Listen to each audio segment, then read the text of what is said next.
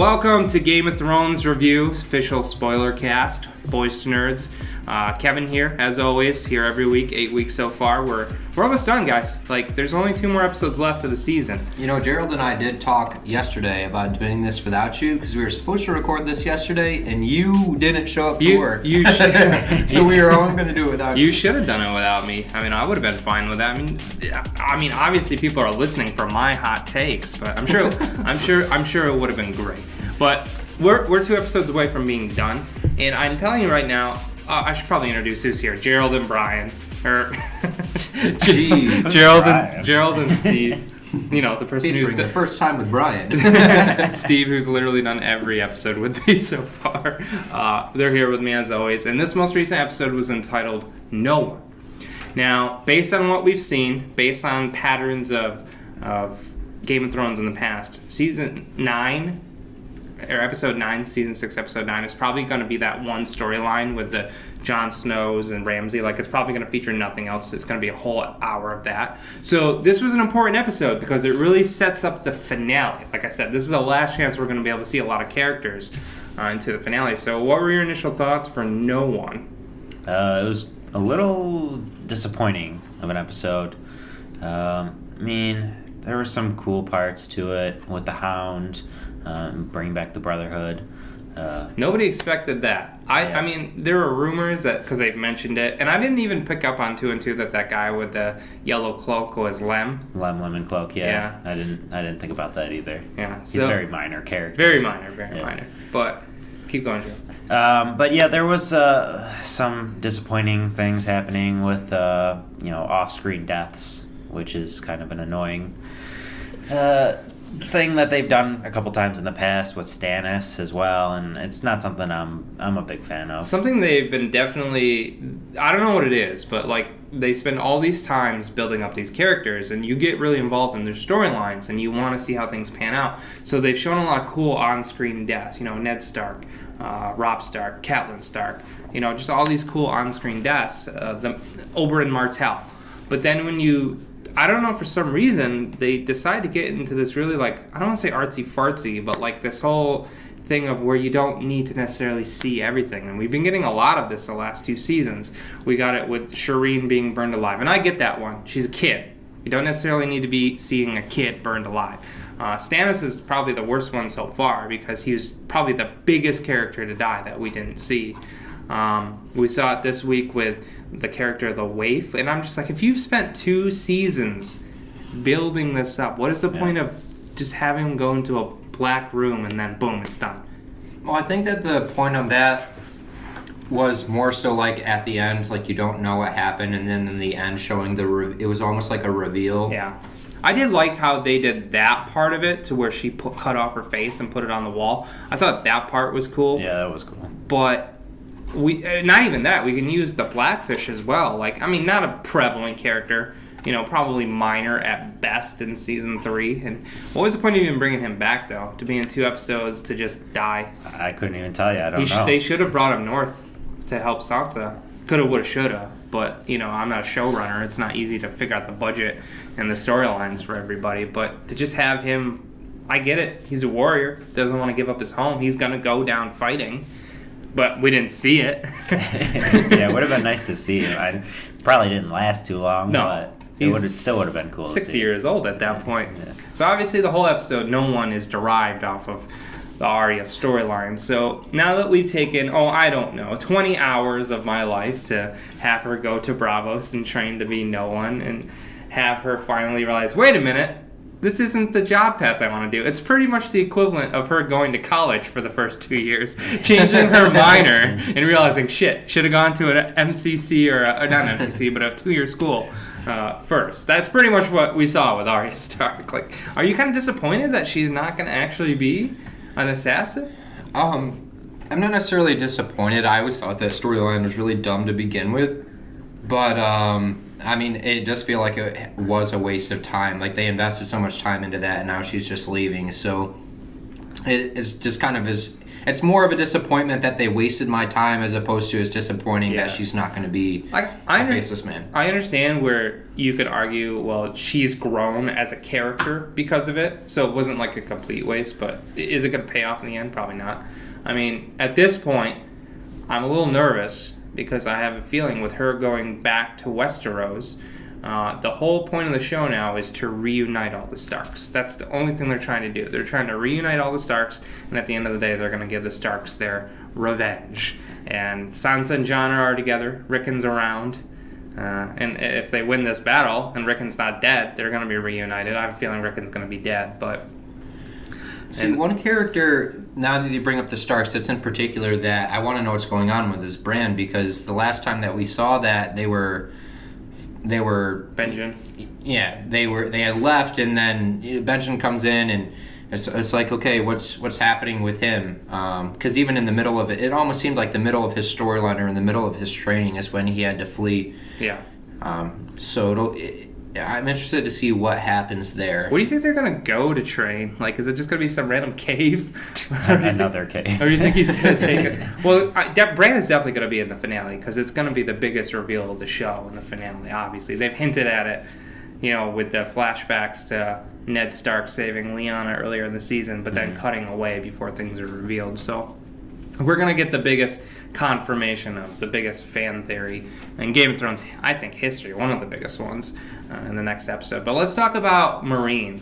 Tyrion, again, immediately pouring wine, because that's the only thing he does. Like, argue with me. Is it not the only thing he does? I hated that scene. I thought it was so stupid. Yeah, with the jokes and Just everything. the joke. It's like, they're slaves, / never had their own personalities, so why would they know jokes?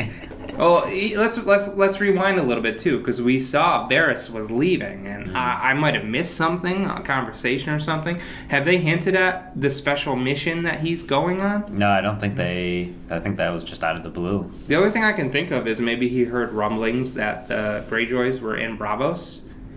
Yeah. Maybe he's going to them. I don't know. But he did say we need friends in Westeros. Yeah, that's true. Maybe he's going to Dorne.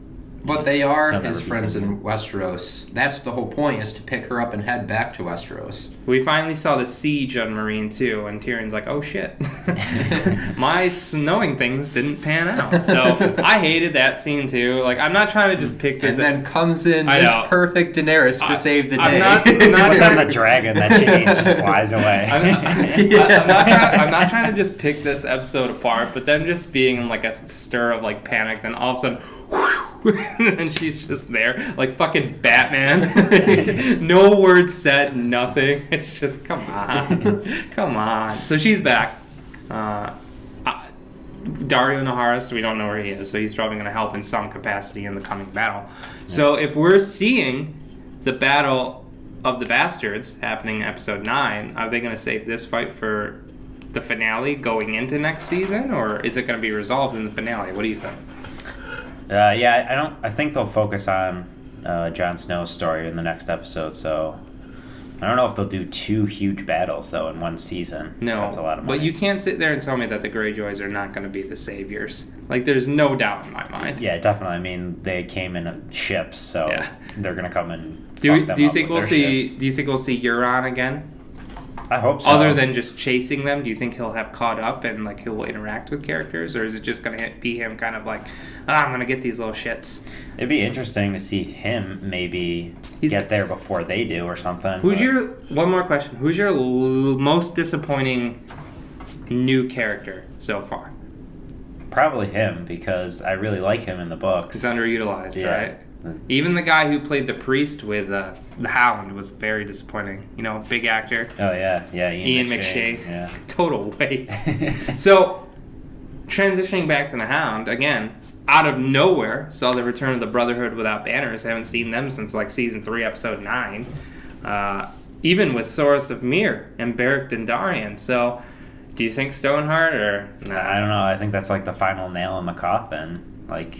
How are they gonna, like, her body would be like water now. I think they are gonna bring her back. Like, I just have a feeling they're just gonna not get rid of the Derek. But it doesn't make sense though that they're heading north.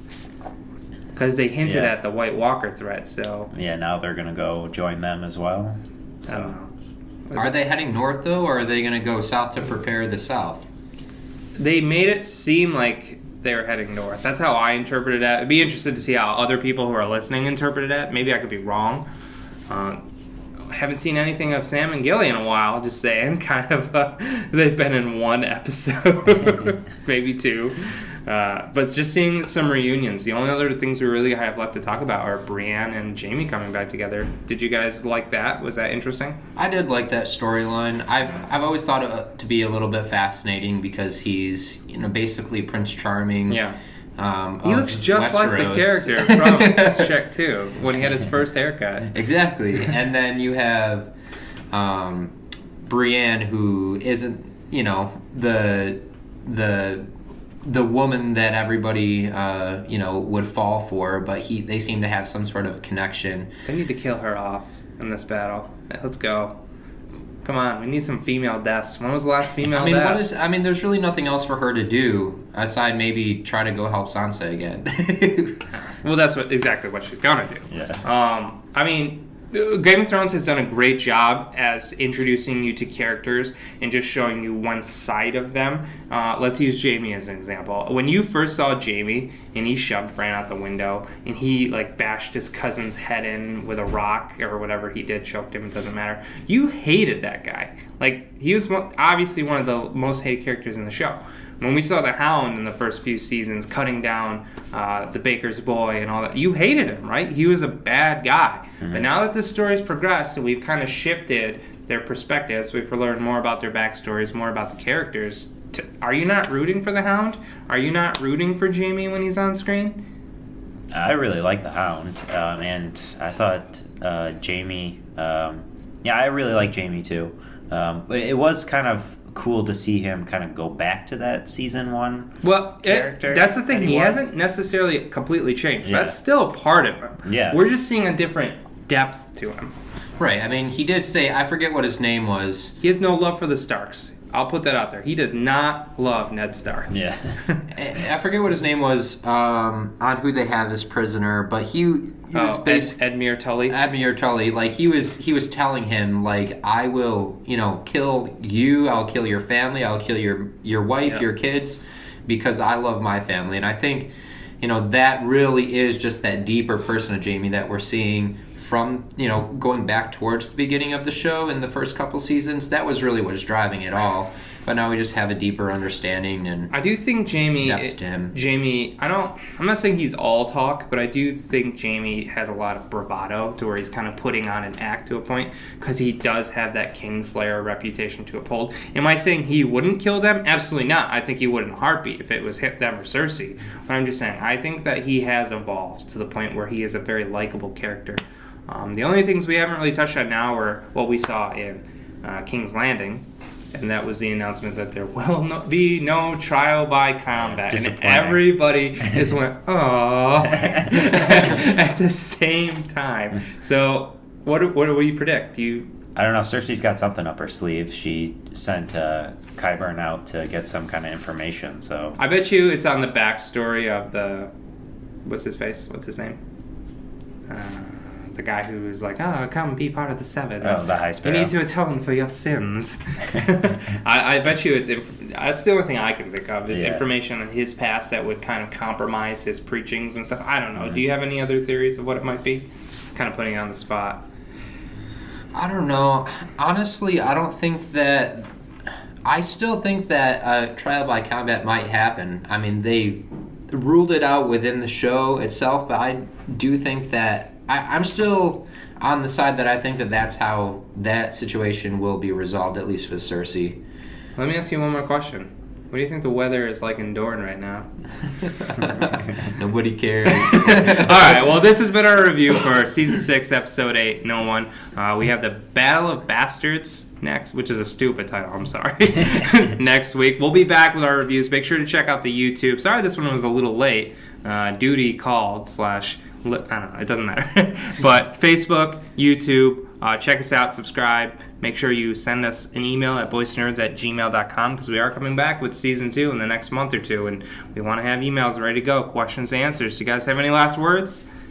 No, I'm excited to see how the season ends because last episode seemed like it was picking up speed and this episode seemed to slow down again. So hopefully these next 2 episodes will be packed with action. I predict that Ramsay loses the battle, but I also predict major loss, either whether it's Davos or if Brienne gets back there in time, which I highly doubt she will. Davos is not for. Jon Snow dies again. Well, he did say in the trailer, if I die again, don't bring me back. All right, well, goodbye.